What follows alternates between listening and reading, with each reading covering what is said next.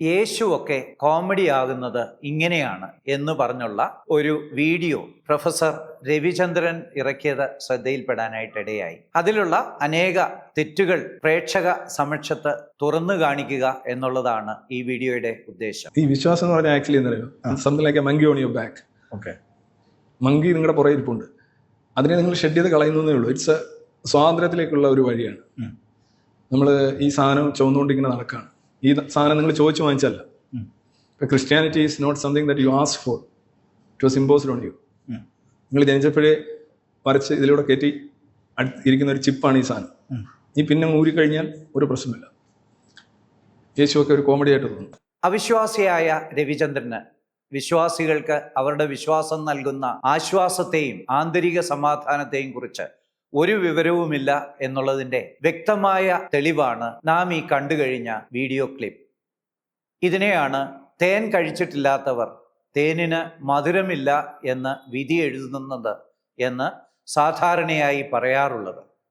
മാത്രമല്ല, ക്രിസ്തുമതം ജനിക്കുമ്പോൾ മനുഷ്യരിൽ നിർബന്ധപൂർവം അടിച്ചേൽപ്പിക്കുന്ന ഒരു ചിപ്പ് ആണ് എന്നാണ് അദ്ദേഹത്തിൻ്റെ വാദം.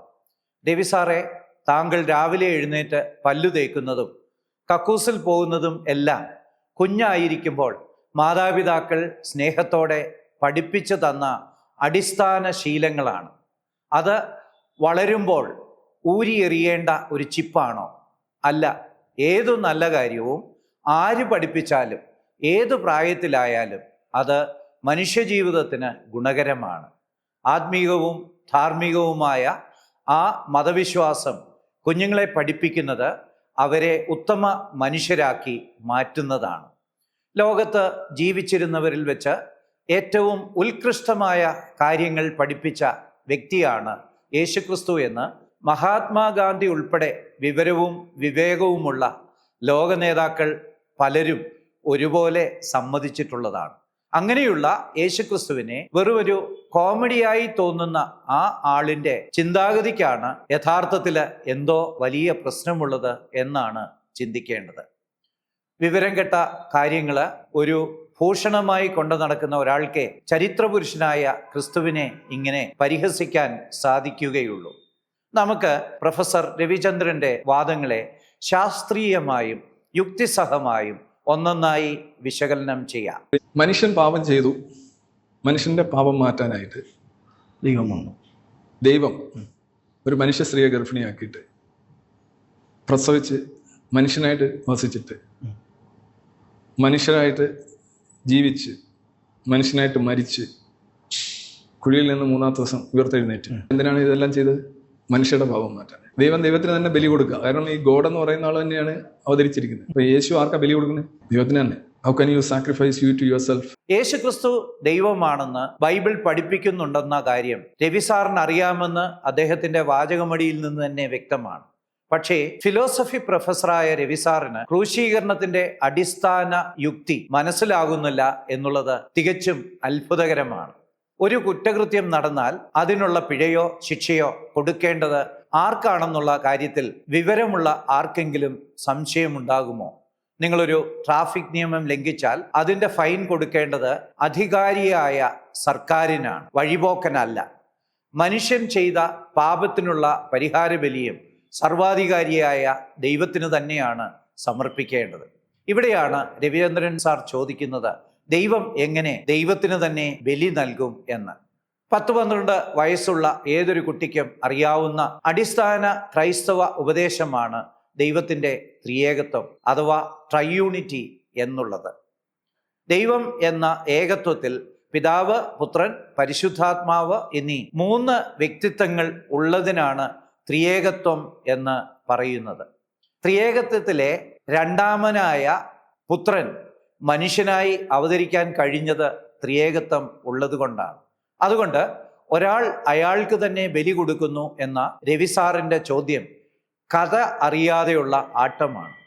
പുത്രൻ മനുഷ്യനായി അവതരിച്ച് പിതാവിന് തൻ്റെ ബലി മനുഷ്യർക്ക് പകരമായി അർപ്പിച്ചു എന്നാണ് ബൈബിൾ പഠിപ്പിക്കുന്നത്.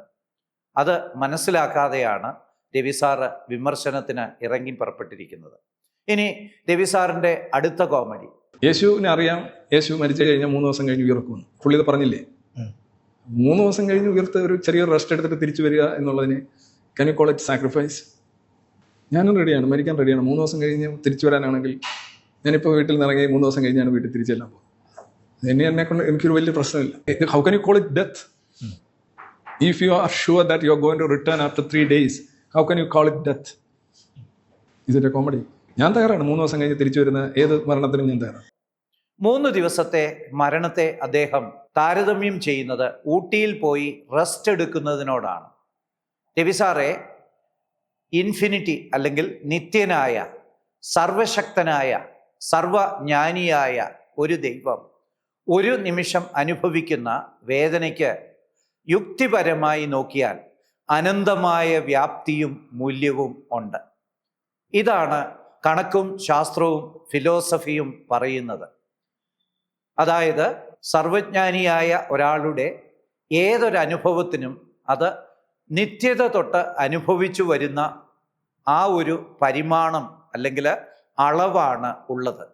അങ്ങനെയാണെങ്കിൽ നിത്യനായ യേശുക്രിസ്തു, സർവജ്ഞാനിയായ യേശുക്രിസ്തു ഒരു നിമിഷം വേദന അനുഭവിച്ചാൽ ആ വേദനയ്ക്കും നിത്യമായ അളവുണ്ട്. ആ നിത്യനായ യേശുക്രിസ്തു ക്രൂശിൽ അനുഭവിച്ച ആ ശിക്ഷയ്ക്ക് നിത്യമായ ദൈർഘ്യമാണ് ഉള്ളത്. അത് മനുഷ്യരാശിയുടെ മുഴുവനും പാപങ്ങൾക്ക് പകരമായി മാറിയതും അതുകൊണ്ടാണ്. യേശുക്രിസ്തു ഏതാനും മണിക്കൂറുകൾ ക്രൂശിൽ കിടന്നാൽ എങ്ങനെ മാനവജാതിയുടെ മുഴുവൻ പാപത്തിനും പകരമായി തീരും എന്ന് ചോദിക്കുന്നവരുണ്ട്. പക്ഷെ നമ്മൾ ഓർത്തിരിക്കേണ്ടത്, നിത്യനായ യേശുക്രിസ്തു അനുഭവിച്ച കഷ്ടാനുഭവങ്ങൾക്കെല്ലാം തന്നെ നിത്യമായ ദൈർഘ്യമുണ്ട്, അളവുണ്ട്, ആഴമുണ്ട് എന്നുള്ളതാണ്. ഇത് മനസ്സിലാക്കണമെങ്കിൽ ബൈബിൾ മനസ്സിലാക്കണമെന്നില്ല. യുക്തി അറിയാവുന്നവർക്ക് അല്ലെങ്കിൽ ഫിലോസഫി അറിയാവുന്നവർക്ക് ഇത് വളരെ എളുപ്പം മനസ്സിലാക്കാവുന്ന കാര്യമാണ്. ഞാൻ അനുഭവിക്കുന്ന 1 മണിക്കൂറത്തെ കഷ്ടത്തിന് ആ 1 മണിക്കൂറിൻ്റെ ദൈർഘ്യമേ ഉള്ളൂ. ആ വേദന ഞാൻ 1 മണിക്കൂർ കഴിഞ്ഞ് മറക്കുകയാണ്. എന്നാൽ സർവജ്ഞാനിക്ക് മറവിയില്ലാത്തതിനാൽ തൻ്റെ ഓരോ അനുഭവങ്ങളും നിത്യമായി തൻ്റെ ഓർമ്മയിൽ കുടികൊള്ളും. അതിൻ്റെ യഥാർത്ഥ അളവിൽ തന്നെ, യഥാർത്ഥമായിട്ടുള്ള വേദനയോടുകൂടെ തന്നെ അത് ഓർത്തു വയ്ക്കാനായിട്ട് കഴിയും. സ്നേഹവാനായ ദൈവത്തിന് മനുഷ്യനെ പാപത്തിൽ കൈവിടാൻ കഴിയുമായിരുന്നില്ല. അതേസമയം തന്നെ നീതിമാനായ ദൈവത്തിന് തെറ്റിനെ ശിക്ഷിക്കാതിരിക്കാനും കഴിയുമായിരുന്നില്ല. സ്നേഹവും നീതിയും രണ്ടും ഒരുപോലെ ശക്തമായിട്ടുള്ള ഒരാൾക്കേ ദൈവമായിരിക്കാനായിട്ട് കഴിയുമായിരുന്നുള്ളൂ. അല്ലെങ്കിൽ നീതിമാനല്ലാത്ത ഒരു ദൈവം ഈ ലോകത്തെ അനീതിയിൽ കൊണ്ടെത്തിക്കുമായിരുന്നു. അതുപോലെ തന്നെ സ്നേഹമില്ലാത്തവനായ ദൈവം യാതൊരു സ്നേഹവുമില്ലാതെ, ദയവുമില്ലാതെ, കൃപയുമില്ലാതെ ശിക്ഷിക്കുകയും ചെയ്യുമായിരുന്നു. നീതിമാനായ ദൈവത്തിന് തെറ്റിനെ ശിക്ഷിക്കാതിരിക്കുവാനും കഴിയുമായിരുന്നില്ല. ദൈവം സ്നേഹമുള്ളവൻ അല്ലെങ്കിൽ ഈ ലോകം നിലനിൽക്കുമായിരുന്നില്ല. എത്രയോ തെറ്റുകളും ഇംപെർഫെക്ഷൻസും ഉള്ളവരാണ് ലോകത്തിലെ ഓരോ മനുഷ്യരും. ദൈവം സ്നേഹമല്ലായിരുന്നുവെങ്കിൽ ആ മനുഷ്യനെ നശിപ്പിച്ചിട്ട് പുതിയ സൃഷ്ടിക്കായിട്ട് പോകുമായിരുന്നു. സർവശക്തന് അത് വളരെ എളുപ്പം കഴിയുകയും ചെയ്യും. അങ്ങനെയാണെങ്കിൽ ദൈവത്തിന് അത്യാവശ്യം ഉണ്ടായിരിക്കേണ്ട ഒരു സ്വഭാവമാണ് ആത്യന്തിക സ്നേഹം എന്ന് പറയുന്നത്. അതുപോലെ തന്നെ ദൈവം സമ്പൂർണ്ണ നീതിമാനും ആയിരുന്നാലേ കഴിയുകയുള്ളൂ. അതിൻ്റെ കാരണം ദൈവം നീതിയുള്ളവനല്ലെങ്കിൽ ഈ ലോകത്തിൽ നീതി നടപ്പിലാക്കാനും ഈ ലോകത്തിൽ മനുഷ്യൻ ഉൾപ്പെടെയുള്ള ജീവജാലങ്ങൾക്ക് ജീവിച്ചിരിപ്പാനും കഴിയുമായിരുന്നില്ല. നീതിമാനായ ഒരു ദൈവമായതുകൊണ്ടാണ് ഇന്ന് മാനവജാതിക്ക് നിലനിൽക്കാനായിട്ട് കഴിയുന്നത്. ഈ 2 സ്വഭാവവും ദൈവത്തിന് അത്യാവശ്യമാണ്. എന്നാൽ സർവജ്ഞാനിയായ ദൈവത്തിന് ഇങ്ങനെയൊരു പ്രശ്നത്തിന് ഒരു വശത്ത് ദൈവത്തിൻ്റെ സ്നേഹം പൂർത്തീകരിക്കപ്പെടണം, മറുവശത്ത് ദൈവത്തിൻ്റെ നീതി പൂർത്തീകരിക്കപ്പെടണം. ഈ പ്രശ്നത്തിന് പരിഹാരം ഉണ്ടായേ മതിയാകൂ. ഇല്ലെങ്കിൽ ആ ദൈവം ദൈവമല്ലാതായിത്തീരും.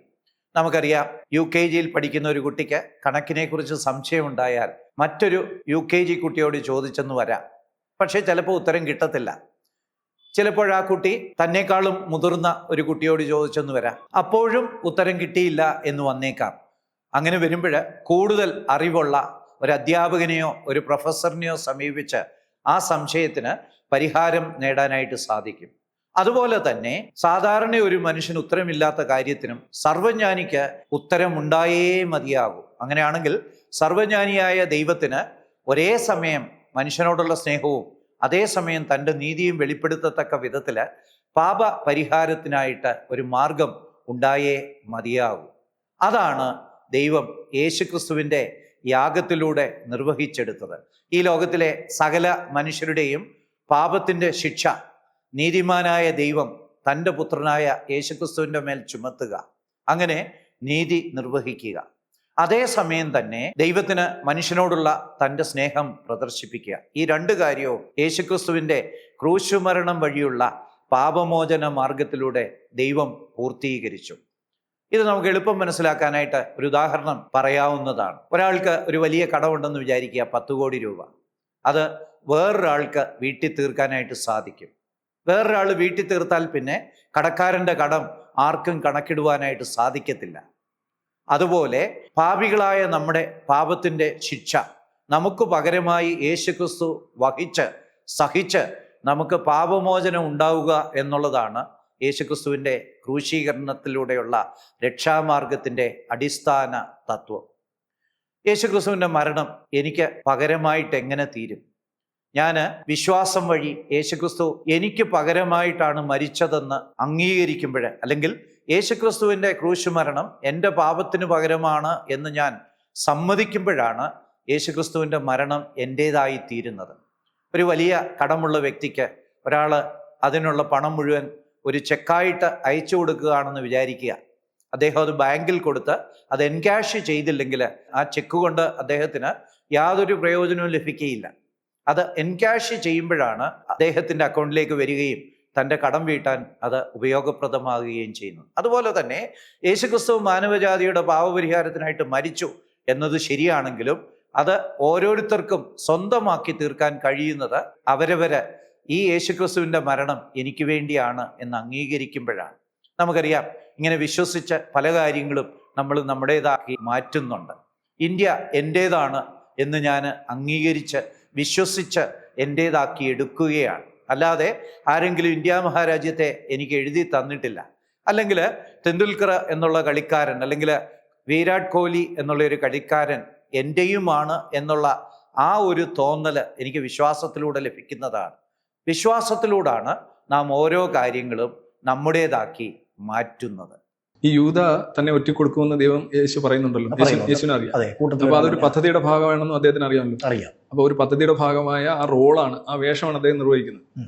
നിങ്ങളിപ്പോ കൊല്ലം തുളസി ഒരു വില്ലൻ വേഷം ചെയ്തു എന്ന് പറഞ്ഞ പുള്ളിയെ കല്ലെറിഞ്ഞു കൊല്ലുമോ? ഇല്ല. പുള്ളി ആ വേഷം ചെയ്യേണ്ടതാണ്, ഡയറക്ടർ പറഞ്ഞുകൊണ്ടാണ് ചെയ്യുന്നത്. ഈ ഡയറക്ടർ വിശ്വപ്രപഞ്ചത്തിന്റെ പിതാവായിട്ടുള്ള പരമ്പൊരുൾ മിസ്റ്റർ യേശു, അദ്ദേഹം തീരുമാനിച്ചതാണ് യൂദ വരണം, യൂദ ഇങ്ങനെ ചെയ്യണം എന്ന് അദ്ദേഹത്തിന് പദ്ധതി പറ്റിയാണ്. അപ്പൊ അത് അതിലംഘിക്കുകയാണെങ്കിൽ ദൈവലംഘനമാണ് ശരിക്കും ഈ ജൂത ചെയ്യുന്നത്.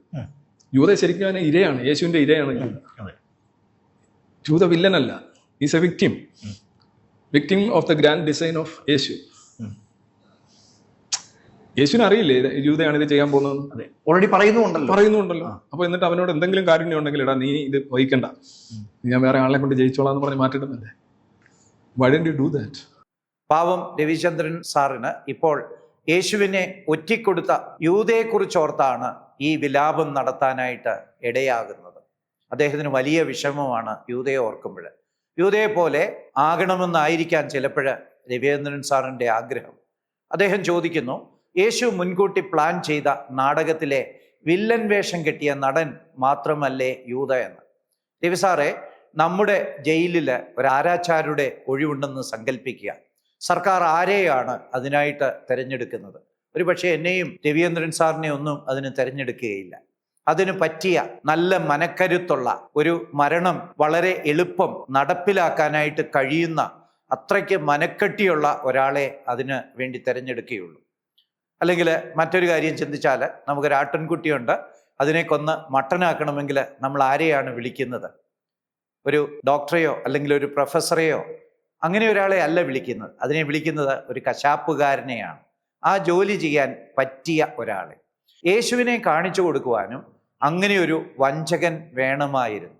അതിന് പറ്റിയ ആളായതുകൊണ്ടാണ് യൂദയെ അതിനുവേണ്ടി തെരഞ്ഞെടുത്തത്. എന്നാൽ യൂദ ആ കാര്യം ചെയ്യുന്നതിൻ്റെ കാരണം അവൻ്റെ ദ്രവ്യാഗ്രഹമാണ് എന്ന് ബൈബിൾ വായിച്ചാൽ നമുക്ക് വ്യക്തമായിട്ട് കാണാനായിട്ട് സാധിക്കും. അവൻ്റെ സ്വതന്ത്ര ഇച്ഛ അഥവാ ഫ്രീ വിൽ ഉപയോഗിച്ച് ആ വഞ്ചന ചെയ്യുമെന്ന് സർവജ്ഞാനിയായ ദൈവം മുൻകൂട്ടി അറിഞ്ഞിരുന്നു. അതുകൊണ്ട് അവനെ ആ പദ്ധതിക്കായിട്ട് വിനിയോഗിച്ചു എന്ന് മാത്രം. അതായത് ഈ പണി ചെയ്യാൻ ഏറ്റവും കൊള്ളാവുന്നവനും തൻ്റെ വില്ലുപയോഗിച്ച് അല്ലെങ്കിൽ സ്വതന്ത്ര ഇച്ഛ ഉപയോഗിച്ച് അത് ചെയ്യാൻ സാധ്യതയുള്ളവനും യൂദയാണെന്ന് അറിയാവുന്നത് കൊണ്ട് മാത്രമാണ് യൂദയെ ആ കൃത്യത്തിനായിട്ട് ഉപയോഗിച്ചത്. അല്ലാതെ യൂദ നല്ലവനായതുകൊണ്ട് ദൈവത്തിൻ്റെ ഒരു ശുശ്രൂഷ സന്തോഷത്തോടെ ചെയ്യുമെന്നുള്ള അറിവോടുകൂടെ അല്ല യൂദയെ ഈ പണി ഏൽപ്പിച്ചത്.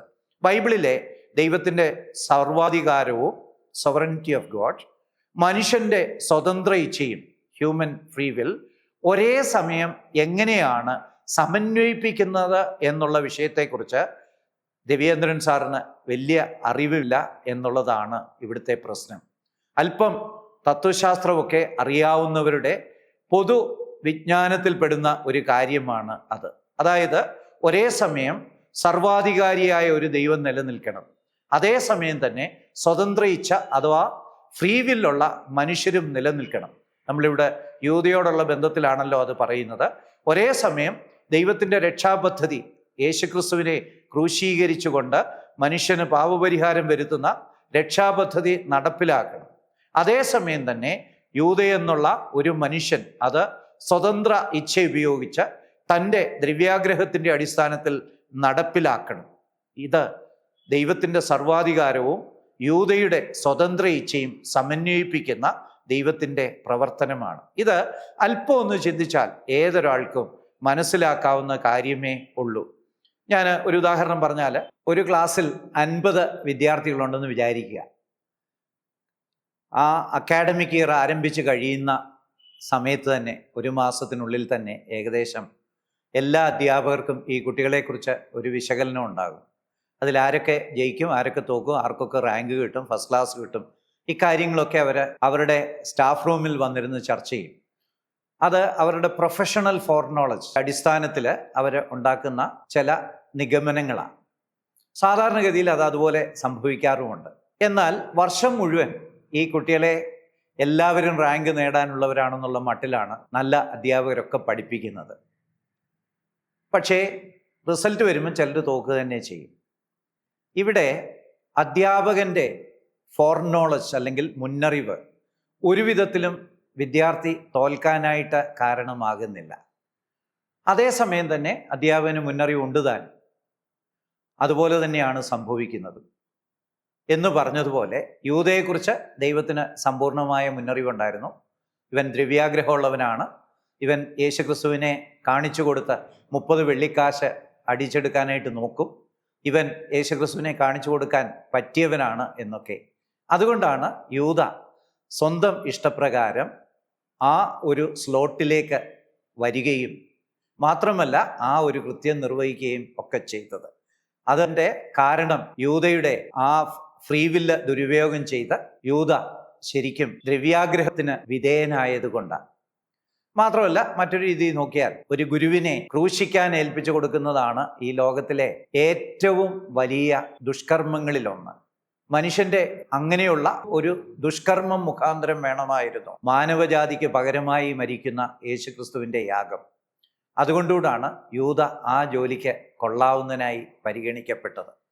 യൂദയുടെ യോഗ്യതയല്ലായിരുന്നു, മറിച്ച് യൂദയുടെ ദ്രവ്യാഗ്രഹവും അതുപോലെ തന്നെ യൂദയ്ക്ക് ഗുരുവിനെ ഒറ്റിക്കൊടുക്കാനായിട്ട് യാതൊരു മടിയുമില്ല എന്നുള്ള അദ്ദേഹത്തിൻ്റെ ആ കണ്ണിൽ ചോരയില്ലാത്ത രീതിയുമായിരുന്നു അദ്ദേഹത്തെ ആ ജോലിക്ക് യോഗ്യനാക്കി തീർത്തത്. അപ്പോൾ രവീന്ദ്രൻ സാറ് പറയുന്നത് യൂദ യേശുക്രിസ്തുവിന് വേണ്ടി യേശുക്രിസ്തുവിൻ്റെ പ്ലാൻ അനുസരിച്ച് എന്തൊക്കെയോ ചെയ്തു കൊടുത്തു എന്നാണ്. എത്രയോ മണ്ടത്തരമാണ് അത് എന്ന് നമുക്ക് ചിന്തിച്ചാൽ മനസ്സിലാക്കാവുന്നതേ ഉള്ളൂ. അദ്ദേഹം പിന്നീട് മറ്റൊരു വിഷയത്തിലേക്ക് വരുന്നുണ്ട്. റേപ്പ് ദൈവത്തിന് നിരക്കുന്നതാണോ? അല്ല, ആണ്, ടോട്ടലി ആണ്. കാരണം നിങ്ങളറിയാതെ നിങ്ങളുടെ ഒരു മുടി പോലും കൊഴിയുന്നില്ല, ഒരു ഇല പോലും വീഴുന്നില്ല എന്നല്ലേ പറയുന്നത്. ഇപ്പോൾ റേപ്പ് നടത്തുന്ന ഒരാൾക്ക് അത് എക്സിക്യൂട്ട് ചെയ്യണമെന്നുണ്ടെങ്കിൽ അവൻ്റെ അനുമതിയും അവൻ്റെ അംഗീകാരവും അവൻ്റെ ബലവും ഉണ്ടെങ്കിൽ മാത്രമേ ചെയ്യുള്ളൂ, അല്ലെന്നുണ്ടെങ്കിൽ അവന് അനങ്ങാൻ പറ്റത്തില്ല. അപ്പോൾ ആ ഒരു ആക്ട്, ഒരു ദുർബലയായ പെൺകുട്ടി, നിസ്സഹായ പെൺകുട്ടി, ഒരു മുട്ടാളൻ, ഒരു വില്ലൻ ഫോമിലുള്ള ഒരാൾ റേപ്പ് ചെയ്യുമ്പോൾ അതിൻ്റെ ഫുൾ പ്രോഗ്രാം സ്പോൺസർ ചെയ്യുന്ന ആരാ? പുള്ളിക്ക് നിരക്കുന്ന കാര്യം എന്താണ്? ഇതിൻ്റെ അനുമതിയാണ്. അപ്പോൾ ദൈവത്തിന് നിരക്കുന്ന കാര്യങ്ങൾ എന്ന് പറയുന്നത് അട്രോഷ്യസ് ആണ് മോസ്റ്റ് ഓഫ് ദ ടൈംസ്. മനുഷ്യന് സ്വതന്ത്ര ഇച്ഛയുണ്ട് എന്നുള്ളൊരു കാര്യം നമ്മൾ നേരത്തെ ചർച്ച ചെയ്തതാണ്. എന്നാൽ അതിനെക്കുറിച്ച് രവീന്ദ്രൻ സാറ് ഒരു ഫിലോസഫി പ്രൊഫസറാണെങ്കിലും കേട്ടിട്ട് പോലും ഇല്ല എന്ന് തോന്നുന്നു. മനുഷ്യരെ ദൈവം റോബോട്ടുകളെ പോലെ റിമോട്ട് കൺട്രോൾ ഉപയോഗിച്ച് നിയന്ത്രിക്കുന്ന രീതിയിലല്ല സൃഷ്ടിച്ചിരിക്കുന്നത്. അവർക്ക് തെറ്റ് ചെയ്യാനും ശരി ചെയ്യാനുമുള്ള സ്വാതന്ത്ര്യം ദൈവം കൊടുത്തിട്ടുണ്ട്. ഓരോ തെറ്റ് ചെയ്യുമ്പോഴും കൈയും കാലും ബലമായി തടയുകയും ആ തെറ്റ് ചെയ്യാതെ ഇരിക്കത്തക്ക വിധത്തിൽ ദൈവം ഇടപെടുകയും ചെയ്താൽ മനുഷ്യൻ വെറുമൊരു യന്ത്രമായി മാറും. മറിച്ച് മനുഷ്യന് തനിക്കിഷ്ടമുള്ളത് ചെയ്യാനുള്ള ഫ്രീ വില്ലാണ്, അല്ലെങ്കിൽ സ്വതന്ത്ര ഇച്ഛയാണ് അവനെ മനുഷ്യനാക്കി മാറ്റുന്നത്. മനുഷ്യൻ്റെ ഔന്നത്യവും അതിൽ തന്നെയാണ് നിലനിൽക്കുന്നത്. ഇതിനാണ് ഫ്രീ വില്ലെന്ന് പറയുന്നത്. ഇത് മനസ്സിലാക്കാതെയാണ് ഇങ്ങനെ യൂട്യൂബിൽ വന്ന് ഒരു പൊതുവായ വീഡിയോയിൽ രവിചന്ദ്രൻ സാറ് ഈ കാര്യം പറയുന്നത് എന്നുള്ളതാണ് ഏറ്റവും വലിയ കോമഡി. ദൈവം തൻ്റെ നിയമങ്ങൾ മനുഷ്യരെ അറിയിച്ചിട്ടുണ്ട്. എന്നാൽ അത് അനുസരിക്കാനും അനുസരിക്കാതിരിക്കാനുമുള്ള പൂർണ്ണ സ്വാതന്ത്ര്യം മനുഷ്യന് അനുവദിച്ച് നൽകിയിരിക്കുകയാണ്. ബൈബിളിൽ പഴയ നിയമത്തിലും പുതിയ നിയമത്തിലും ഒക്കെ റേപ്പിനെ പാപമെന്ന് ഏറ്റവും ശക്തമായി വിളിച്ചിരിക്കുന്നത് ബൈബിള് തന്നെയാണ്. അപ്പം ദൈവമാണ് റേപ്പിന് കാരണക്കാരൻ എന്നൊക്കെ പറയുന്ന രവീന്ദ്രൻ സാറിൻ്റെ തിയോളജി ആന മണ്ടത്തരമാണ് എന്ന് പറയേണ്ടിയിരിക്കുന്നു. അതേസമയം തന്നെ ഈ അനുസരണക്കേടിനും ക്രൂരതകൾക്കും കൃത്യമായ ശിക്ഷ വിധിക്കാൻ ദൈവം ഒരു ന്യായവിധിയുടെ സമയവും നിശ്ചയിച്ചിട്ടുണ്ട്. അങ്ങനെയാണെങ്കിൽ റേപ്പോ മോഷണമോ കൊലപാതകമോ ഒക്കെ ചെയ്യുന്ന ആളുകൾക്ക് അതിന് തക്കതായ ന്യായവിധി ശിക്ഷ ദൈവം കൊടുക്കുക തന്നെ ചെയ്യും. പാപം ചെയ്യുന്ന മനുഷ്യൻ നിത്യ നരകത്തിൽ ശിക്ഷ അനുഭവിക്കും എന്ന് ബൈബിളിൽ നമ്മൾ വായിക്കുന്നുണ്ട്. ഒരു ദൈവം അനിവാര്യനാണ്. കാരണം ഈ പ്രപഞ്ചം സൃഷ്ടിക്കാനായിട്ടുള്ള ഊർജം അല്ലെങ്കിൽ ദ്രവ്യം ഒക്കെ ഉണ്ടാക്കണമെങ്കിൽ ഒരു നിരീശ്വരവാദിക്ക് പോലും ഒരു ദൈവമുണ്ട് എന്ന് സമ്മതിച്ചേ പറ്റൂ. അല്ലാതെ ഊർജവും ദ്രവ്യവും ഒക്കെ ഉണ്ടാകാൻ ഒരു മാർഗത്തെക്കുറിച്ച് ഒരു നിരീശ്വരവാദിയും ഇതുവരെയും ഒരു വിശദീകരണവും നൽകിയിട്ടില്ല. മാത്രമല്ല തെർമോഡൈനാമിക്സ് സിദ്ധാന്തം അനുസരിച്ച് ഊർജവും ദ്രവ്യവും ഒന്നുമില്ലായ്മയിൽ നിന്ന് തന്നെ ഉണ്ടാകാനായിട്ട് കഴിയത്തില്ല. മാത്രമല്ല ലോ സഫിഷ്യൻറ്റ് കോസ് അല്ലെങ്കിൽ തക്കതായ കാരണം ഉണ്ടായിരിക്കണമെന്നുള്ള ഒരു യുക്തി നിയമമുണ്ട്. അത് യുക്തിയുടെ 4ാമത്തെ നിയമമാണ്.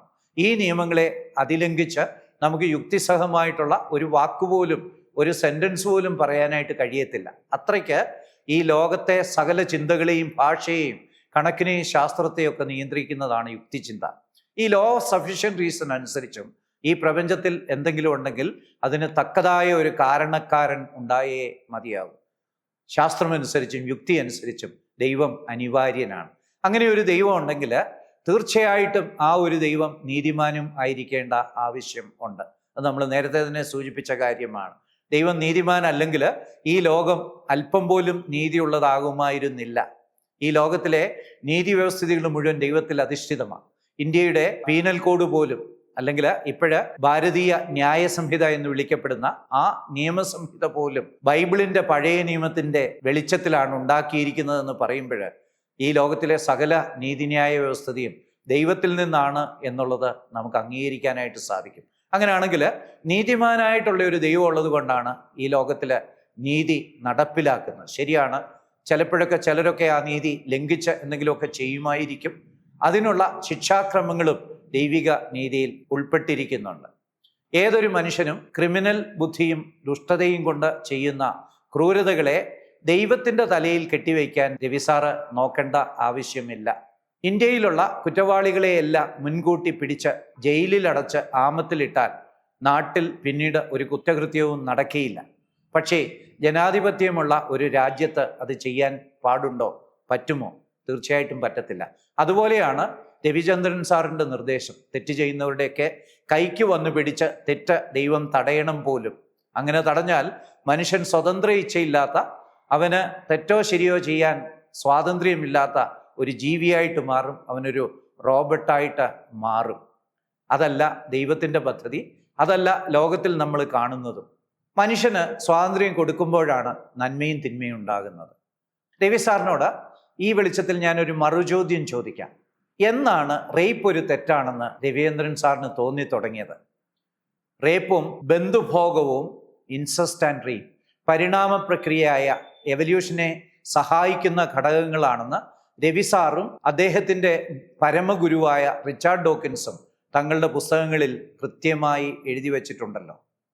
നന്മയും തിന്മയും, ധർമ്മവും അധർമ്മവും, ഇവയെക്കുറിച്ചൊക്കെ സംസാരിക്കാൻ രവീന്ദ്രൻ സാറിനെ പോലുള്ള നിരീശ്വരന്മാർക്ക് അവകാശമുണ്ടോ എന്ന് അവർ തന്നെ അവരുടെ വേദവാക്യമായിട്ട് സാധാരണ വീമ്പിളക്കുന്ന ശാസ്ത്രത്തിൻ്റെ വെളിച്ചത്തിലും പരിശോധിക്കേണ്ടതുണ്ട്. എസൻസിൻ്റെയൊക്കെ വലിയൊരു ആപ്തവാക്യമാണല്ലോ സയൻറ്റിഫിക് ടെമ്പറോ അങ്ങനെയുള്ള ഏതാണ്. അങ്ങനെയാണെങ്കിൽ ശാസ്ത്രീയമായിട്ട് തന്നെ രവീന്ദ്രൻ സാറിനെ പോലുള്ളവർക്ക് ഈ ധാർമ്മികതയെക്കുറിച്ചും നന്മയെക്കുറിച്ചും തിന്മയെക്കുറിച്ചും ഒക്കെ പറയാൻ അവകാശമുണ്ടോ? പരിണാമ സിദ്ധാന്തത്തിൻ്റെ ആപ്തവാക്യം തന്നെ സർവൈവൽ ഓഫ് ദ ഫിറ്റസ്റ്റാണ്. മേന്മയുള്ളവയുടെ അതിജീവനം എന്ന് പറഞ്ഞാൽ എന്താ?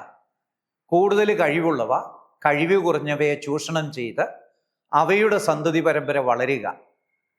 ഇപ്പം ഒരു സ്പീഷീസിലുള്ള ചില ജീവികൾക്ക് മറ്റുള്ളവയെ കൊന്നു തിന്നാനുള്ള ഒരു കഴിവ് പെട്ടെന്ന് ലഭിച്ചാൽ ആ സ്പീഷീസിൽപ്പെട്ടവ മറ്റുള്ള സ്പീഷീസിൽപ്പെട്ടവയൊക്കെ കൊന്നു തിന്നിട്ട് അവയുടെ സംഖ്യ വർദ്ധിച്ചുകൊണ്ടേയിരിക്കും.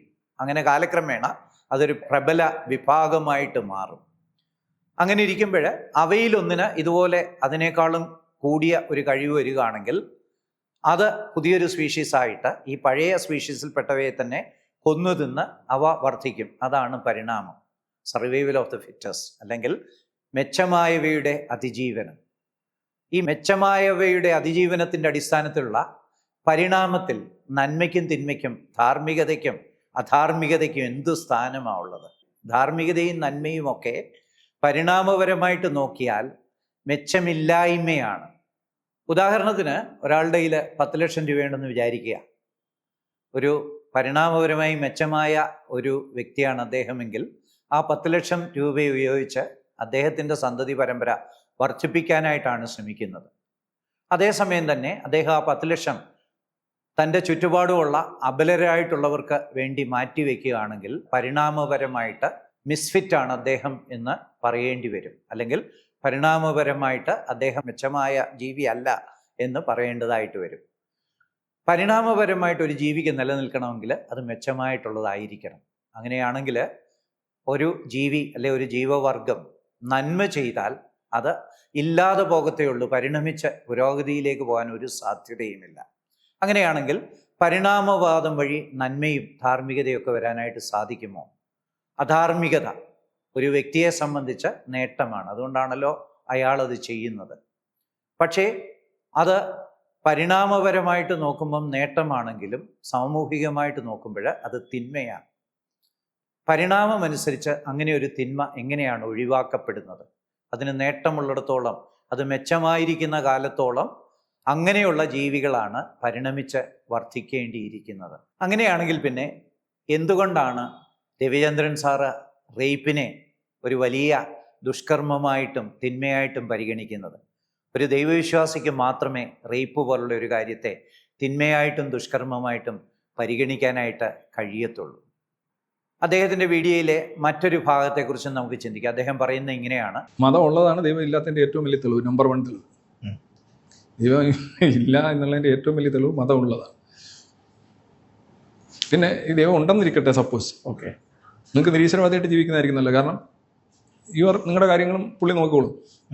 കാരണം ഇപ്പോൾ ഗ്രാവിറ്റി, എല്ലാവർക്കും ഗ്രാവിറ്റി ഒരേപോലെയല്ലേ? അപ്പോൾ ഞാൻ ഗ്രാവിറ്റി എതിർത്താലോ ഗ്രാവിറ്റി എന്നെ കടിക്കുമോ? ഇല്ല. മതത്തിൻ്റെ കുറ്റവും കുറവുകളും പറഞ്ഞുകൊണ്ട് ദൈവത്തെ ആക്രമിക്കുന്നത് രവിചന്ദ്രനെ പോലുള്ള യുക്തിവാദികളുടെ ഒരു സ്ഥിരം അഭ്യാസമാണ്. എന്താണ് മതമെന്ന് പോലും അറിയാത്ത ഒരു ഫിലോസഫി പ്രൊഫസറാണ് അദ്ദേഹം. മതമെന്നാൽ അഭിപ്രായം എന്നാണ് ലളിതമായ അർത്ഥം. ആത്മീയ കാര്യങ്ങളെക്കുറിച്ചുള്ള മനുഷ്യരുടെ സാമാന്യ അഭിപ്രായങ്ങളുടെ അടിസ്ഥാനത്തിൽ രൂപം കൊള്ളുന്ന മനുഷ്യനിർമ്മിത സംഘടനകളാണ് മതങ്ങൾ. സൂര്യനെക്കുറിച്ച് പഠിച്ച ശാസ്ത്രങ്ങൾ പല അഭിപ്രായത്തിൽ എത്തിച്ചേർന്നതിനാൽ അതിനർത്ഥം അവിടെ സൂര്യനില്ല എന്നാണോ? മതങ്ങളിൽ വിശ്വസിക്കുന്നവർ പല രീതിയിൽ ദൈവത്തെക്കുറിച്ച് ചിന്തിച്ചാൽ അവർ തമ്മിൽ അഭിപ്രായ വ്യത്യാസങ്ങളുണ്ടെങ്കിൽ ദൈവമില്ല എന്ന് അതിനർത്ഥമുണ്ടോ? ഒരു പട്ടണത്തെക്കുറിച്ച് വ്യത്യസ്തമായ 10 20 മാപ്പുകൾ വരച്ചു എന്നതുകൊണ്ട് ആ പട്ടണം ഇല്ലാതാകുമോ? ഇതിന് ലോജിക്കിൽ ഇനം തെറ്റുക അല്ലെങ്കിൽ കാറ്റഗറി ഫാലസി എന്ന് പറയുന്ന ഒരു അപസിദ്ധാന്തമാണ്. അല്ലെങ്കിൽ ഇതിനെ ജനറ്റിക് ഫാലസി എന്നും പറയാറുണ്ട്. മനുഷ്യനുണ്ടാക്കിയ മതങ്ങളിൽ വ്യത്യാസങ്ങൾ ഉള്ളതുകൊണ്ട്, അല്ലെ മതങ്ങൾ തമ്മിൽ അഭിപ്രായ വ്യത്യാസങ്ങളുള്ളത് കൊണ്ട് പ്രപഞ്ചനാഥനായ ദൈവമില്ല എന്ന് വാദിക്കുന്നത് എന്ത് യുക്തിയാണ്? മത്തായിക്ക് കണക്ക് പരീക്ഷയ്ക്ക് 0 മാർക്ക് കിട്ടിയതുകൊണ്ട് അവൻ പറയുന്ന സൂര്യൻ കിഴക്കാണ് ഉദിക്കുന്നത് എന്ന അഭിപ്രായം തെറ്റാണ് എന്ന് വാദിക്കുന്നത് പോലെയാണ് രവിസാറിൻ്റെ ഈ കണ്ടുപിടുത്തം. അടുത്തതായി അദ്ദേഹം പറയുന്നു, ദൈവമുണ്ടെങ്കിലും നിരീശ്വരവാദിയായി ജീവിക്കുന്നതാണ് കൂടുതൽ സുരക്ഷിതം എന്ന്. ദൈവത്തെക്കുറിച്ചുള്ള ആശയം പഠിപ്പിക്കുന്ന ജ്ഞാനശാഖയെ ആയിരുന്നിട്ടും ഒരു ഫിലോസഫി പ്രൊഫസർക്ക് ദൈവത്തിൻ്റെ കൃത്യമായ നിർവചനം അറിയില്ല. സ്നേഹവാനും നീതിമാനും സർവശക്തനുമായ ഒരു വ്യക്തിയാണ് നിർവചനം അനുസരിച്ച് ദൈവം. അദ്ദേഹം ഇവിടെ വാദത്തിനു വേണ്ടി ദൈവമുണ്ടെന്ന് അംഗീകരിക്കുകയും അതേസമയത്ത് ദൈവമില്ലാതെ ജീവിച്ചാൽ ഒരു കുഴപ്പമില്ലെന്ന് വാദിക്കുകയും ചെയ്യുക. അത് വിഡ്ഢിത്തരമാണ്. ഒരു ദൈവം ഉണ്ടെങ്കിൽ ആ ദൈവം തെറ്റാണെന്ന് പറയുന്ന കാര്യങ്ങൾ ചെയ്ത് ജീവിക്കുന്നവരെ ശിക്ഷിക്കുക തന്നെ ചെയ്യും. ബൈബിളിൽ എന്താണ് ശിക്ഷ വിധിച്ചിരിക്കുന്നത്? അത് നിത്യമായ നരകശിക്ഷയാണ്. അത് ന്യായീകരിക്കാവുന്നതാണോ എന്ന് ചിലർക്ക് ചിന്തിക്കാറുണ്ട്. നമുക്കറിയാം, ഒരു കുഞ്ഞിനെ കല്ലെടുത്തെറിഞ്ഞാൽ അത് വലിയ കുറ്റമല്ല. ഒരു കുഞ്ഞ് മാതാപിതാക്കളെ കല്ലെടുത്തെറിഞ്ഞാൽ ചിലപ്പോൾ ചെറിയ ശിക്ഷ കിട്ടിയെന്ന് വന്നേക്കാം. ഒരു കുഞ്ഞ് അധ്യാപകനെ കല്ലെടുത്തെറിഞ്ഞാൽ ചിലപ്പം സ്കൂളിലെ പഠിത്തം അവസാനിപ്പിച്ച് പോരേണ്ടതായിട്ട് വരും. അമേരിക്കൻ പ്രസിഡന്റ് ഇന്ത്യയിൽ വരുമ്പോൾ അദ്ദേഹത്തെ കല്ലെടുത്തെറിഞ്ഞാൽ ഒരു പക്ഷെങ്കിൽ വധശിക്ഷ തന്നെ ലഭിച്ചുവെന്ന് വന്നേക്കാം. ഒരു വിദേശ രാജ്യാധിപനെ ആക്രമിക്കുക എന്ന് പറഞ്ഞാൽ അത് രാജ്യദ്രോഹ കുറ്റമാണല്ലോ. ആർക്കെതിരെയാണ് തെറ്റ് ചെയ്യുന്നതെന്നുള്ളതനുസരിച്ച് തെറ്റിൻ്റെ ഗൗരവവും അതിനുള്ള ശിക്ഷയും വർദ്ധിക്കും. അങ്ങനെയാണെങ്കിൽ നിത്യനായ ദൈവത്തിനെതിരെയുള്ള തെറ്റിന് നിത്യമായ ശിക്ഷ തന്നെ ലഭിക്കും എന്നുറപ്പാണ്.